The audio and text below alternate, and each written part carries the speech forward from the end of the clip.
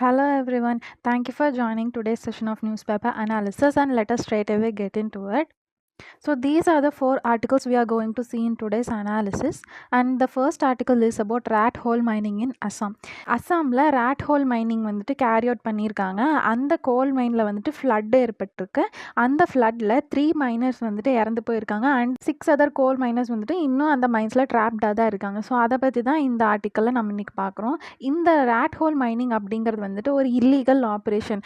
Because all over இந்தியாவில் இந்த மாதிரியான rat hole மைனிங்கை வந்துட்டு இல்லீகல் அப்படின்னு டிக்ளேர் பண்ணியிருக்காங்க. இந்த rat hole மைனிங் வந்துட்டு எஸ்பெஷலி நார்த் ஈஸ்டர்ன் இந்தியாவில் தான் வந்துட்டு கேரி அவுட் பண்ணுறாங்க. ஸோ இந்த rat hole மைனிங்னா என்ன அப்படின்னு பார்க்கலாம். rat hole மைனிங் அப்படிங்கிறது கோல் மைன் பண்ணுறதுக்காக அவங்க மைனிங் யூஸ் பண்ணுற மெத்தட் தான் rat hole மைனிங்னு சொல்லுவாங்க. ஸோ மற்ற கோல் மைன்ஸ் மாதிரி இல்லாமல் இந்த rat hole மைனிங் அப்படிங்கிறதுல வந்துட்டு அந்த மைன்ஸ் ரொம்ப நேரோவாக இருக்கும். அதாவது சச்சஸ் இங்கே rat holeனு சொல்லியிருக்காங்களே எலிபோந்து அந்த மாதிரியான ரொம்ப ஸ்மால் ஸ்பேசஸாக இருக்கும். நம்ம உள்ளே போகிறதுக்கு எவ்வளோ இடம் தேவையோ அந்த இடம் தான் வந்துட்டு இருக்கும். ஸோ அதில் நம்ம ஈஸியாக மூவ்மெண்ட் வந்து வச்சுக்க முடியாது. ஸோ இதை தான் வந்துட்டு rat hole மைனிங்னு சொல்லுவாங்க. இது வந்து unscientific and unsafe goal extraction method அப்படின்னும் சொல்லுவாங்க. இது மோஸ்ட்டாக நார்த் ஈஸ்டர்ன் இந்தியாவில் தான் கேரி அவுட் பண்ணுறாங்க அண்ட் மெகாலயா தான் இது மோஸ்ட்லி ப்ரிவலண்ட்டாக இருக்குன்னு சொல்கிறாங்க. அண்ட் ப்ராசஸில் நான் ஆல்ரெடி மென்ஷன் பண்ண மாதிரி ஸ்மால் அண்ட் நேரோ டனல்ஸ் தான் வந்துட்டு டிக் பண்ணியிருப்பாங்க இந்த கோலை மைன் பண்ணுறதுக்காக. ஸோ இந்த rat hole மைனிங்கோட டைப்ஸில் வந்துட்டு 2 டைப்ஸ் மென்ஷன் பண்ணியிருக்காங்க. ஒன்று வந்துட்டு side cutting and another one வந்து பாக்ஸ் கட்டிங் அப்படின்னு சொல்லியிருக்காங்க. ஸோ இந்த இமேஜில் பார்க்குறோம் இல்லையா, இதுதான் வந்துட்டு பாக்ஸ் கட்டிங் அப்படின்னு சொல்லுவாங்க. சைட் கட்டிங் அப்படின்றது அந்த ஹில்லில் நம்ம எங்கே நம்ம வந்து கோல் மைன் பண்ண போகிறோமோ அதில் சைடு வழியாக வந்துட்டு அவங்க மைன் பண்ணிட்டு போகிறது தான் சைட் கட்டிங் அப்படின்னு சொல்லுவாங்க. சச்சஸ் வந்துட்டு ஹரிசாண்டல் டனல்ஸ் இல்லைனா ஹில் ஸ்லோப்ஸில் வந்துட்டு தின்னான இடத்துல மட்டும்தான் கோல் இருக்கும் இல்லையா, சச்சஸ் வந்துட்டு லெஸ் தென் 2 மீட்டரில் இருக்கக்கூடிய கோலை ஆக்சஸ் பண்ணுறதுக்கு சைட் கட்டிங் யூஸ் பண்ணுவாங்க.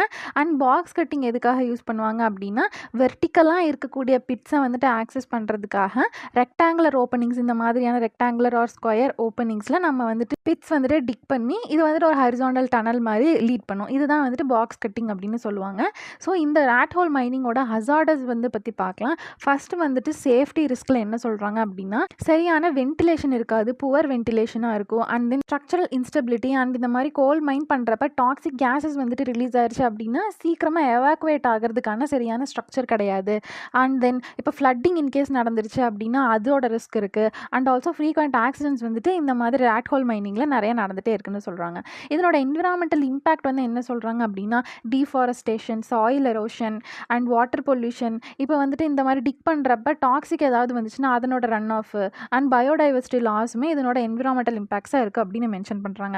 ஸோ இந்த மாதிரியான rat hole மைனிங்கில் நம்ம என்ன சேலஞ்சஸ் ஃபேஸ் பண்ணுறோம் அப்படின்னு சொல்கிறாங்க அப்படின்னா சோஷியோ எக்கனாமிக் ஃபேக்டர்ஸ் இருக்குன்னு சொல்கிறாங்க.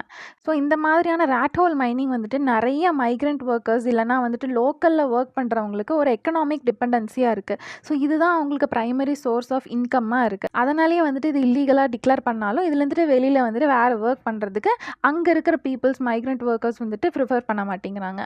அண்ட் தென் ரெகுலேட்டரி சேலஞ்சஸ் இதில் என்னென்ன மென்ஷன் பண்ணியிருக்காங்க அப்படின்னா இந்த மாதிரி என்ன தான் இல்லீகல் அப்படின்னு சொல்லியிருந்தாலுமே என்ஃபோர்ஸ்மெண்ட் வந்துட்டு வீக்காக இருக்குது அப்படின்னு சொல்கிறாங்க. அண்ட் ஆல்சோ லோக்கல் அத்தாரிட்டிஸ் கூட நம்ம வந்துட்டு நிறைய கொலிஷன் இருக்குது அப்படின்றது இன்னொரு ரெகுலேட்டரி சேலஞ்சஸாக இருக்குன்னு சொல்கிறாங்க. அண்ட் இந்த மாதிரியான மைனிங் டிபெண்டன்ட் கம்யூனிட்டிஸ்க்கு இதை தவிர வேறு அல்டர்னேட்டிவ் சோர்ஸ் ஆஃப் இன்கம் வந்து கிடையாது. ஸோ அதுவும் இன்னொரு சேலஞ்சாக இருக்குது அப்படின்னு மென்ஷன் பண்ணுறாங்க. நேஷ்னல் க்ரீன் ட்ரிபியூனல் வந்துட்டு இந்த rat hole மைனிங்க்கு பேன் பண்ணியிருக்காங்க. ஸோ அதை பற்றி பார்க்கலாம். 2014 வந்துட்டு rat hole மைனிங்கை இல்லீகல் அப்படின்னு பேன் பண்ணியிருக்காங்க நேஷ்னல் க்ரீன் ட்ரிபியூனல். எதுக்காக அப்படின்னா நிறைய சேஃப்டி அண்ட் என்விரான்மெண்டல் கன்சர்ன்ஸ் இருக்கிறதுனால இதை வந்துட்டு பேன் பண்ணியிருக்காங்க. அண்ட் ஆல்சோ இது மெகாலயா ரீஜியனில் தான் ப்ரைமரியாக டார்கெட் பண்ணி அண்ட் தென் ஆல்சோ நேஷ்னல் வைடில் வந்துட்டு 2015 இந்த rat hole மைனிங்கை வந்துட்டு பேன் பண்ணியிருக்காங்க. வே ஃபார்வர்டாக என்ன மென்ஷன் பண்ணுறாங்க அப்படின்னா பாலிசி அண்ட் ரெகுலேஷன்ஸ் வந்து கொண்டு வரலாம். சச்சாஸ் வந்துட்டு ஆல்ரெடி இருக்க பாலிசியை இன்னுமே என்ஃபோர்ஸ்மெண்ட்டை ஸ்ட்ரென்தன் பண்ணலாம் அப்படின்னு சொல்கிறாங்க. அண்ட் லோக்கல் அத்தாரிட்டிஸில் அக்கௌண்டபிலிட்டி என்ஷூர் பண்ணலாம் அப்படின்னு சொல்கிறாங்க. அண்ட் அல்டர்னேட்டிவ் லைவ்லிஹுட்ஸ் இந்த மாதிரி மைனிங்கே டிபெண்ட் பண்ணியிருக்க லோக்கல் கம்யூனிட்டிஸ்க்கு நிறைய அல்டர்னேட்டிவ் ப்ரோக்ராம்ஸை வந்து இன்ட்ரடியூஸ் பண்ணலாம். அண்ட் சஸ்டைனபிள் இண்டஸ்ட்ரீஸை வந்துட்டு ப்ரொமோட் பண்ணலாம். ஸ்கில் டெவலப்மெண்ட் ப்ரோக்ராம்ஸை வந்துட்டு அவங்களுக்கு கொடுக்கலான்னு சொல்கிறாங்க. டெக்னாலஜிக்கல் சொல்யூஷன்ஸ் இதுக்கு என்ன கொடுக்கலாம் அப்படின்னா eco friendly friendly and scientific mining ப்ராக்டிசஸை வந்து என்கரேஜ் பண்ணலாம் அப்படின்னு சொல்கிறாங்க. அண்ட் என்விரான்மெண்டல் ரீஹாபிலிட்டேஷன் என்ன மென்ஷன் பண்ணுறாங்கன்னா லேண்ட் ரீஸ்டரேஷன் அண்ட் அஃபாரஸ்டேஷனை வந்து ப்ரொமோட் பண்ணலாம் அப்படின்னு சொல்கிறாங்க.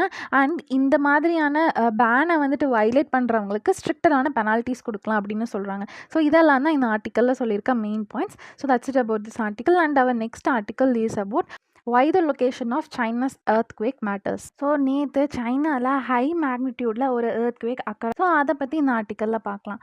ஸோ அந்த earthquake எப்போ நடந்துச்சு அந்த மேக்னிடியூட் பற்றி பார்க்கலாம். நேற்று டிபெட்டியன் ரீஜனில் இந்த earthquake வந்துட்டு அக்கறை இருக்குது. அண்ட் தென் இது வந்துட்டு மேசிவ் earthquakeன்னு சொல்கிறாங்க. பிகாஸ் இதனோட மேக்னிடியூட் வந்துட்டு 7.1 ரிக்டரில் இருந்திருக்கு. ஸோ அதனால் இது வந்துட்டு ஒரு மேசிவ் earthquakeன்னு சொல்கிறாங்க. ஸோ இதனோட எபிசென்டர் வந்துட்டு எங்கே லொக்கேட் ஆகிருக்கு அப்படின்னு சொல்கிறாங்கன்னா டிங்கரி கண்ட்ரி அண்ட் ஆல்சோ ஷிகாட்ஸே ரீஜியனில் டிபெட்டில் அக்கறை இருந்திருக்கு. அண்ட் இது வந்துட்டு மவுண்ட் எவரெஸ்ட்டுக்கு 80 கிலோமீட்டர் நார்த்தில் வந்துட்டு லொக்கேட் ஆகிருந்திருக்கு. அண்ட் ஆல்சோ 10 கிலோமீட்டர் டீப்பில் இந்த எபிசென்டர் வந்துட்டு லொக்கேட் ஆகிருக்கு. எபிசென்டர்னு நம்ம ஜியாகிரஃபியில் ஆல்ரெடி படிச்சிருப்போம். earthquake அக்கறை ஆகுது இல்லையா, அது வந்துட்டு அதனோட ஃபோக்கஸ் ரீஜன் அண்டர் கிரவுண்டில் எங்கே இருக்குதோ அதுதான் எபிசென்டர் அப்படின்னு சொல்லுவோம். இதனோட கேஷுவாலிட்டிஸ் வந்துட்டு எவ்வளோ சொல்லியிருக்காங்க அப்படின்னா மோர் தென் 95 பீப்புள் வந்துட்டு இறந்துருக்காங்க. அண்ட் 130 பீப்புள் வந்து இன்ஜூர் ஆயிருக்காங்க அப்படின்னு சொல்கிறாங்க. அண்ட் எக்ஸ்டென்சிவாக ப்ராப்பர்ட்டிஸ் வந்துட்டு டேமேஜ் ஆயிருக்கு. பிகாஸ் வந்துட்டு ஈவன் 7.1 ரிக்டரில் இருக்குது அப்படின்னா இந்த earthquake ரொம்பவே இன்டென்சிவான earthquakeஆக தான் இருந்திருக்கு. அண்ட் ஆல்சோ இன்னும் நேபாள்லேயும் இது வந்துட்டு அஃபெக்ட் ஆயிருக்கு. பிகாஸ் இது வந்து டிபெண்டியன் ரீஜனில் நடந்திருக்கிறதுனால நேபாள் பார்டரிங் கண்ட்ரி அதுலேயும் அஃபெக்ட் ஆயிருக்கு. அண்ட் அங்கேருந்து இன்னுமே நிறையா கேஷுவாலிட்டிஸ் வந்துட்டு ரிப்போர்ட் பண்ணிட்டு இருந்திருக்காங்க. ஸோ இதனோட ஜியாகிரபிக்கல் அண்ட் ஸ்ட்ராட்டஜிக் சிக்னிஃபிகன்ஸில் என்ன மென்ஷன் பண்ணுறாங்க அப்படின்னா இந்த டிங்கரி கண்டி அதில் வந்துட்டு என்ன சொல்கிறாங்க அப்படின்னா 4 to 5 கிலோமீட்டர் எபோவ் சீ லெவலில் வந்துட்டு லொக்கேட் ஆகிருக்கு. அண்ட் இது வந்துட்டு மவுண்ட் எவரெஸ்ட்டுக்கு ஒரு கேட்வேவாக இருக்குது அப்படின்னு சொல்கிறாங்க. And also Tibetan spiritual and cultural சிக்னிஃபிகன்ஸ்க்கு இது ஒரு ஹப்பாக இருக்குது அப்படின்னு சொல்கிறாங்க. லஹசா டெரன்ஸ் இது வந்து எங்கே லொக்கேட் ஆகிருக்கு அப்படின்னு இதனோட ஜியாகிரபிக்கல் ஃபேக்டர்ஸ் பார்த்தோம் அப்படின்னா geological fragment with high tectonical activity அப்படின்னு சொல்கிறாங்க. அந்த இடத்துல தான் மெயின் ஷாக் வந்துட்டு அக்கர் ஆயிருக்கு அப்படின்றத சொல்கிறாங்க. ஸோ இது வந்துட்டு proximity to hydro electric power dam அப்படின்னு சொல்கிறாங்க. யார்லுங் சாங்போ டேம் அப்படின்ற இடத்துக்கு இது ரொம்ப பக்கத்துலேயே earthquake வந்துட்டு அக்கறை இருந்திருக்கு. இந்த டேம் வந்துட்டு சைனாவோட லார்ஜஸ்ட் ஹைட்ரோ எலக்ட்ரிக் பவர் ப்ராஜெக்டோட ஒரு பார்ட்டாக இருக்குது. இதுவே வந்துட்டு 300 பில்லியன் கிலோவாட்டை வந்துட்டு ஆனுவலாக ஜென்ரேட் பண்ணுது. இந்த டேம் வந்துட்டு பிரம்மபுத்ரா ரிவரோட ஃப்ளோவையும் அஃபெக்ட் பண்ணுது. அண்ட் அருணாச்சல் பிரதேஷ், அஸ்ஸாம் இதுக்கு போகக்கூடிய ரிவர் ஃப்ளோ வாட்டரையும் அஃபெக்ட் பண்ணுது அப்படின்னு சொல்கிறாங்க. அண்ட் இந்த டேமுக்கு பக்கத்தில் தான் இந்த earthquake வந்துட்டு நடந்திருக்கு. So environmental sensitivity of the Himalayan ரீஜனில் என்ன மென்ஷன் பண்ணுறாங்க அப்படின்னா ஹிமாலயா தான் வந்துட்டு ஒரு தேர்ட் போலாக நம்ம கன்சிடர் பண்ணுறோம். பிகாஸ் இது வந்துட்டு நிறையா ரிவர்ஸு, கிளேஷியர்ஸ், லேக்ஸ் இது எல்லாத்துக்குமே ஒரு சோர்ஸாக இருக்குது. இந்த ஹிமாலயன் இடத்துக்கு ரொம்ப பக்கத்தில் நம்ம பார்த்துருப்போம் 80 கிலோமீட்டருக்கு நார்த்தில் தான் இந்த earthquake நடந்திருக்கு. இந்த மாதிரியான earthquake வந்துட்டு இங்கே நடந்துச்சு அப்படின்னா இந்த ரீஜனில் இருக்கக்கூடிய ரிவர் கோர்சஸ்ஸு இதையே வந்துட்டு அல்டர் பண்ணக்கூடிய அளவுக்கு அது வந்துட்டு அஃபெக்ட் பண்ணும். அண்ட் ஆல்சோ கிளேஷியல் இன்ஸ்டெபிலிட்டியவும் கூட இது ட்ரிகர் பண்ணும் அப்படின்னு சொல்கிறாங்க. செசமிக் வல்னரபிலிட்டியில் என்ன மென்ஷன் பண்ணுறாங்க அப்படின்னா ஃப்ரீக்வெண்ட் earthquakes வந்துட்டு இந்த மாதிரி டெக்டானிக் ஸ்ட்ரெஸ்னால ஏற்படுது. பிகாஸ் ஆஃப் வந்துட்டு நம்ம இந்தியன் பிளேட்டும் யூரேஷியன் பிளேட்டும் ஆல்ரெடி கொலிஷனில் நடந்துட்டு இருக்கிறதுனால இந்த மாதிரியான earthquakes வந்துட்டு நடந்துட்டுருக்கு. ஸோ இந்த டெக்டானிக் கண்டென்ட் பற்றி பார்க்கலாம். ஹிமாலயன் ஃபார்மேஷன் வந்துட்டு எப்படி நம்ம ஆல்ரெடி நம்ம ஜியாகிரஃபியில் படிச்சிருப்போம். இந்த இந்தியன் பிளேட் வந்துட்டு நார்த்வேர்டாக புஷ் ஆகிட்டுருக்கு. எவ்ரி இயர் 60 மில்லிமீட்டரில் வந்துட்டு நார்த்வேர்டாக புஷ் ஆகிட்டுருக்கு. ஸோ இந்த மாதிரி நடக்கிறதுனால நிறைய ஸ்ட்ரெஸ் வந்துட்டு அந்த ரீஜியனில் அக்குமுலேட் ஆகிறதுனாலேயே இந்த மாதிரி நிறைய earthquakes வந்துட்டு ஹேப்பன் ஆகலாம். ஸோ இதுதான் ஹிமாலயன் ஃபார்மேஷன். ஸோ அதனால் இந்த இடத்துல நிறைய டெக்டானிக் ஆக்டிவிட்டீஸ் இருக்கிறதுனால பாசிபிளி இந்த இடம் வந்துட்டு earthquakeக்கு வல்னரபிளான ரீஜன் சொல்கிறாங்க. ஹிஸ்டாரிக்கல் சீஸ்மிக் ஆக்டிவிட்டியில் வந்துட்டு என்ன சொல்கிறாங்க அப்படின்னா இந்த லஹான்சா டெரெயின் இருக்கு இல்லையா, இந்த டெரெயினில் மட்டுமே 1950s இருந்து ஓவர் 21 earthquakesக்கு மேலே நடந்திருக்கு. அண்ட் அதுவுமே எல்லா earthquakesமே 6+ மேக்னிடியூடுக்கு அதிகமாக தான் இருந்திருக்கு அப்படின்னு சொல்கிறாங்க. இதனோட இம்ப்ளிகேஷன்ஸ் அண்ட் வே ஃபார்வர்டில் என்ன மென்ஷன் பண்ணுறாங்க அப்படின்னு பார்க்கலாம். இதனோட ஜியோபொலிட்டிக்கல் இம்ப்ளிகேஷன்ஸ் என்னவா இருக்கும் அப்படின்னா இப்போ சைனா வந்துட்டு இந்த மாதிரி ஹைட்ரோ எலக்ட்ரிக் ப்ராஜெக்ட்ஸ் வந்துட்டு லான்ச் பண்ண போகிறாங்க. ஆல்ரெடி நிறைய ப்ராஜெக்ட்ஸ் வந்துட்டு இருக்குது. ஸோ இந்த மாதிரி earthquakeஆன வல்னரபிள் ரீஜன்ஸில் இந்த மாதிரி ப்ராஜெக்ட்ஸ் பண்ணாங்க அப்படின்னா இது டவுன் ஸ்ட்ரீம் கண்ட்ரீஸில் இன்னுமே நிறைய ஃப்ளட்டை வந்து ஏற்படுத்தக்கூடிய சான்சஸ் இருக்குது. அண்ட் ஆல்சோ இன்டர்நேஷ்னல் ஃபாரம்ஸை வந்துட்டு நம்ம யூஸ் பண்ணி இந்த மாதிரி டிரான்ஸ்பவுண்டரி ரிவர் மேனேஜ்மெண்ட்டை நம்ம வந்து கண்டிப்பாக டிஸ்கஸ் பண்ணணும் அப்படின்றத ஜியோ பொலிட்டிக்கல் இம்ப்ளிகேஷன்ஸில் சொல்லியிருக்காங்க. டிசாஸ்டர் ப்ரிப்பேர்னஸ், இப்போது இந்த மாதிரியான ரீஜனில் ரொம்ப நிறைய செஸ்மிக் ஆக்டிவிட்டி வந்துட்டு இருக்கிறதுனால நம்ம சீஸ்மிக் மானிட்டரிங்கை வந்து இம்ப்ரூவ் பண்ணணும் அண்ட் இன்ஃப்ராஸ்ட்ரக்சர் ரெசிலியண்ட்டை வந்து இம்ப்ரூவ் பண்ணணும் அண்ட் ஏர்லி வார்னிங் சிஸ்டம்ஸையும் கொண்டு வரணும் அப்படின்னு சொல்கிறாங்க. அண்ட் என்விரான்மெண்டல் கன்சர்வேஷன், இதில் என்ன சொல்கிறாங்க அப்படின்னா சஸ்டைனபிள் டெவலப்மெண்ட் ப்ராக்டிசஸை கொண்டு வரணும் அண்ட் சீஸ்மிக் இம்பேக்ட் அசஸ்மெண்ட் வந்துட்டு கண்டிப்பாக மெகா டேம் ப்ராஜெக்ட்ஸ்க்கு பண்ணணும் அப்படின்னு சொல்கிறாங்க. சயின்டிஃபிக் ரிசர்ச்சில் என்ன மென்ஷன் பண்ணுறாங்க அப்படின்னா நம்ம ஜியாலஜிக்கல் ஸ்டடீஸை வந்து இன்னுமே என்ஹான்ஸாக பண்ணணும் அண்ட் கொலாபரேட்டிவ் ரிசர்ச்சை வந்துட்டு டெக்டானிக் ஆக்டிவிட்டியும் டெக்டானிக் ஸ்ட்ரெஸ்ஸையும் பேஸ் பண்ணி பண்ணணும் அப்படின்றத இந்த ஆர்டிக்கலில் மென்ஷன் பண்ணுவாங்க. So that's it about this article. இப்போ next article is about decline in school enrolments and அதனோட கீ இன்சைட்ஸ் பற்றி பார்க்கலாம். ஸோ 2023 அண்ட் 2024 ஆனுவல் ரிப்போர்ட்ஸில் என்ன ஃபைன் பண்ணியிருக்காங்க அப்படின்னா டோட்டலி 1லேருந்து 12 கிரேட்ஸில் படிக்கக்கூடிய பீப்புளோட என்ரோல்மெண்ட் வந்துட்டு 6% டிக்ளைன் ஆயிருக்கு அப்படின்னு ஃபைன் பண்ணியிருக்காங்க. அண்ட் ஆல்சோ 2023லேருந்து 2024 ஒன்லி 34 lakh ஃபியூ பீப்புள்ஸ் தான் வந்துட்டு அடுத்த கிரேட்ஸ்க்கு என்ரோல் பண்ணியிருக்காங்க அப்படின்றத ஃபைன் பண்ணியிருக்காங்க. அண்ட் ரிடக்ஷன் இன் ஸ்கூல்ஸுமே வந்துட்டு 2018லேருந்து 2024 ரிடக்ஷன் தான் ஆயிருக்கு அப்படின்னு சொல்லுவாங்க. ப்ரைமரிலி அதுவுமே கவர்மெண்ட் ஸ்கூல் தான் வந்து ரெடியூஸ் ஆயிருக்கு அப்படின்றத ஃபைன் பண்ணியிருக்காங்க. ஸ்டேட் லெவல் இம்பேக்ட், இதில் என்ன ஃபைன் பண்ணியிருக்காங்க அப்படின்னா லார்ஜஸ்ட் ஸ்கூல் டிக்ளைன் ரேட்ஸ் வந்துட்டு ஜம்மு அண்ட் காஷ்மீர், அஸ்ஸாம், உத்தரப்பிரதேஷ், மத்திய பிரதேஷ் அண்ட் மகாராஷ்டிராவில் தான் நடந்திருக்கு அப்படின்றத ஃபைன் பண்ணியிருக்காங்க. ஸோ இந்த டிக்ளைனுக்கு என்ன ரீசன்ஸ் இருக்கலாம் அப்படின்னு சொல்கிறாங்க அப்படின்னா டேட்டா கலெக்ஷன் சேஞ்சஸில் இருக்கலாம் அப்படின்னு சொல்கிறாங்க. நம்ம Aadhaar based student level data வந்துட்டு யூஸ் பண்ணுறதுனால டூப்ளிகேட்டட் அண்ட் இன்ஃப்ளேட்டட் என்ரோல்மெண்ட்ஸ் வந்துட்டு இருந்திருக்கலாம் அப்படின்னு சொல்கிறாங்க. And also scholarship and free meals கொடுக்கறதுனாலேயே நம்ம வந்து ஏர்லியராக ஓவர் ரிப்போர்ட்டிங் கூட நடந்திருக்கலாம் அப்படின்னு சொல்கிறாங்க. ஸ்கூல் க்ளோஷர்ஸ் ஆர் மர்ஜர்ஸ், நிறையா ரூரல் ஏரியாஸில் கவர்மெண்ட் ஸ்கூல்ஸ் தான் மோஸ்ட்லி மர்ஜ் ஆகிருக்கலாம் ஆர் க்ளோஸ் ஆகிருக்கலாம். ஸோ இந்த மாதிரி நடக்கிறதுனாலே என்ரோல்மெண்ட்ஸ் வந்துட்டு டிஸ்டர்ப் ஆகிருக்கலாம் அப்படின்னு சொல்கிறாங்க. சிஸ்டமிக் சேலஞ்சஸ், இதில் என்ன சொல்கிறாங்க அப்படின்னா கம்யூனிகேஷனில் நிறையா கேப்ஸ் இருக்குது and also reasons for enrolment டிக்ளைன்ஸுமே வந்துட்டு ரொம்ப அன்கிளியராக இருக்குது அப்படின்னு சொல்கிறாங்க. இது வந்துட்டு இன்னுமே பாலிசி ஷார்ட் கமிங்ஸ் தான் ஹைலைட் பண்ணுது அப்படின்னு சொல்கிறாங்க. இதனோட கன்சர்ன்ஸ் அண்ட் இம்ப்ளிகேஷன்ஸில் என்ன மென்ஷன் பண்ணுறாங்க அப்படின்னா எஜுகேஷனல் ஆக்சஸ், இந்த மாதிரியான ஸ்கூல் க்ளோசர் ஆர் மர்ஜர் வந்துட்டு எதை இம்ப்ளை பண்ணுது அப்படின்னா இன்க்ரீஸ்டு ட்ராப் அவுட் ரிஸ்க் தான் வந்துட்டு இம்ப்ளை பண்ணுது அப்படின்னு சொல்கிறாங்க. அதுவும் எஸ்பெஷலாக ரூரல் ஏரியாஸில் தான் இந்த மாதிரி ரிஸ்க் இருக்குது அப்படின்னு சொல்கிறாங்க. டேட்டா டிரான்ஸ்பரன்சி, நம்ம என்ரோல்மெண்ட் ரிடக்ஷன்ஸில் வந்துட்டு ஒரு கிளாரிட்டி வந்துட்டு இல்லை அண்ட் ஆல்சோ அக்கௌண்டபிலிட்டி கன்சர்ன் வந்துட்டு யாருக்கும் இல்லை எந்த அஃபிஷியல்ஸ்க்கும், அப்படின்றது வந்துட்டு ஒரு சேலஞ்சாக இருக்குது அப்படின்னு சொல்கிறாங்க. அண்ட் எஜுகேஷன் ஸ்பெண்டிங் வந்துட்டு நம்ம இன்க்ரீஸ் தான் பண்ணியிருக்கோம் இயர் ஆன் இயர். ஸோ அந்த மாதிரி இன்க்ரீஸ் பண்ணியுமே வந்துட்டு இந்த மாதிரி என்ரோல்மெண்ட்ஸ் டிக்ளைன் ஆகிறது ஒரு கன்சர்னாக இருக்குது அப்படின்னு சொல்கிறாங்க.